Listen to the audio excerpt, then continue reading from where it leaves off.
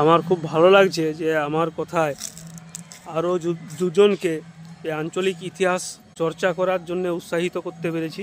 আমাদের এই সুব্রত মান্না এবং মণিময় গোস্বামী আজ বেরিয়েছে আমার কথায়। বিভিন্ন জায়গায় আমরা ঘুরছি, বগড়ি পরগনা, অবিভক্ত বড়বেতা। এই মুহূর্তে আমরা আছি পাথরবেড়িয়া রঘুনাথজি মন্দিরে, প্রায় 550 বছরের পুরনো মন্দির। স্বয়ংক্রিয় জলধারা, যেটা আমাদের এই সুব্রত মান্না এবং মণিময় গোস্বামীকে দেখানোর জন্য নিয়ে এসেছি। এটা মূলত কোনো পাম্প বা কোনো কিছু দেওয়া নাই, এটা অটোমেটিক উইদাউট এনার্জিতে চলছে। এটা ওই পাশে তো একটা ওইখান থেকে আর এই জলটা কি সবসময় এরকম গরমই থাকে? গরম নয়, গভীর তো গভীরের জন্য জল